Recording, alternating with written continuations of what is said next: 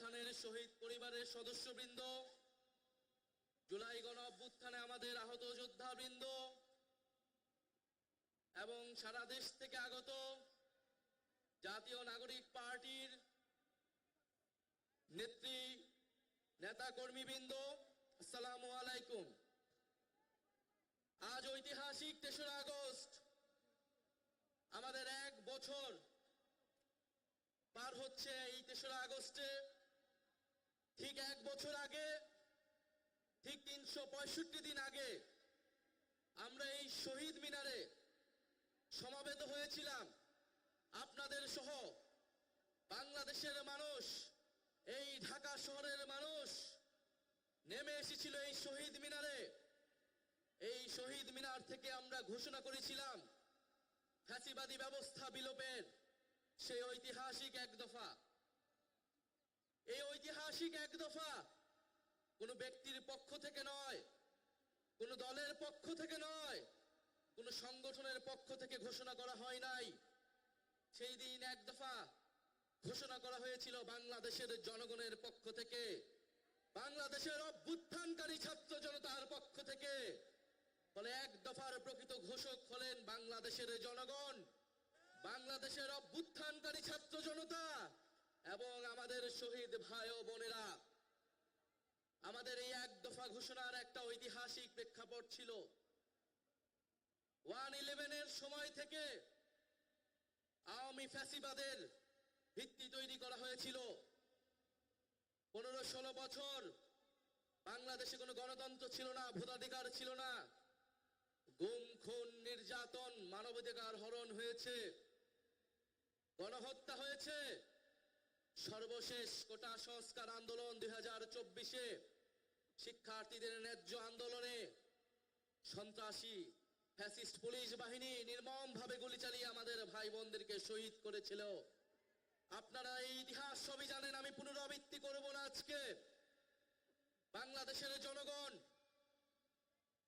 আর মেনে নিতে পারে নাই। বাংলাদেশের ছাত্ররা 9 দফা ঘোষণা করেছিল, কিন্তু আমরা দেখেছি এই 9 দফা এই ফ্যাসিস্ট সরকারের পক্ষে বাস্তবায়ন করা সম্ভব নয়, কারণ এই ফ্যাসিস্ট সরকারই খুনের দায়ে দায়ী ছিল। ফলে বাংলাদেশের জনগণ নিজে দায়িত্ব নিয়েছিল। দায়িত্ব নিয়ে তারা 1 দফা ঘোষণা করেছিল ফ্যাসিবাদী ব্যবস্থার বিলোপ এবং নতুন রাজনৈতিক বন্দোবস্ত। আমরা দায়িত্ব এবং দরদের রাজনীতির ঘোষণা দিয়েছিলাম। আমরা সাম্য, মানবিক মর্যাদা এবং সামাজিক সুবিচারের ঘোষণা দিয়েছিলাম।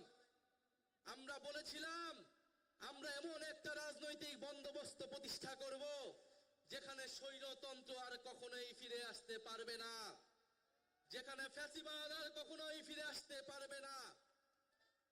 আমরা জুলাই পদযাত্রায় দেশের বিভিন্ন জায়গায় বলেছি ফ্যাসিবাদী সরকারের পতন হয়েছে, বন্দোবস্তের বিলোপ আমরা ঘটাতে পারিনি। আজকে 1 বছর পরে এসে আমরা আমাদের সেই সীমাবদ্ধতার কথা, আমাদের ব্যর্থতার কথাও আপনাদেরকে বলতে এসেছি। আমরা পারিনি সেই পুরনো সংবিধানকে বাতিল করে একটি নতুন সংবিধান তৈরি করতে। আমরা পারিনি যে ফ্যাসিবাদী বন্দোবস্তের যে ক্ষমতার স্তম্ভ ছিল, যেই দুর্নীতি পরায়ণ অলিগার্ক ব্যবসায়ী ছিল, যেই লুটেরা অর্থনীতি ছিল, সেই অর্থনীতিকে ভেঙে দিতে। আমরা পারি নাই যেই ফ্যাসিবাদী ব্যবস্থার যে সাংস্কৃতিক ভিত্তি ছিল, গণমাধ্যম থেকে শুরু করে বিভিন্ন জায়গায় যে স্বৈরাচারের দোসররা ছিল তাদেরকে সম্পূর্ণভাবে পরাজিত করতে। আমরা পারি নাই সেনাবাহিনী সহ প্রশাসনকে জনগণের প্রতিষ্ঠান হিসেবে গড়ে তুলতে। আমরা আমাদের ব্যর্থতার কথা স্বীকার করেই আজকে আবার ওই শহীদ মিনারে সমাবেত হয়েছি আমাদের ভবিষ্যৎ কর্মসূচি নির্ধারণ করতে, আমাদের ভবিষ্যৎ বাংলাদেশের জন্য শপথ নিতে। সংগ্রামী সাথী ও বন্ধুগণ, বিগত 1 বছর আগে 1 দফার ঘোষণায় আমাদের সাথে হয়তো অনেক পক্ষ ছিল, আজকে যারা নেই আমরা আজকের দিনে তাদেরকেও স্মরণ করছি। জুলাই গণ অভ্যুত্থানে অংশগ্রহণ করা ফ্যাসিবাদ বিরোধী সকল রাজনৈতিক দল, সকল ছাত্র সংগঠন, আমাদের শিক্ষা প্রতিষ্ঠান, স্কুল, কলেজ, মাদ্রাসা, প্রাইভেট, বিশ্ববিদ্যালয়, আমাদের নারীরা, আমাদের প্রবাসী ভাই ও বোনেরা, আমাদের সর্বোপরি শহীদ হয়েছে যে সকল ভাই ও বোনেরা, তাদের পরিবারের সদস্যবৃন্দ এবং আহত যোদ্ধারা এবং বাংলাদেশের প্রতিটি প্রান্তে যারা জুলাই গণ অভ্যুত্থানে অংশগ্রহণ করছেন, তাদেরকে স্মরণ করে আমি আমার বক্তব্য শুরু করছি আনুষ্ঠানিকভাবে। এ বক্তব্য একটু দীর্ঘ হবে, আপনারা মনোযোগের সহিত শুনবেন।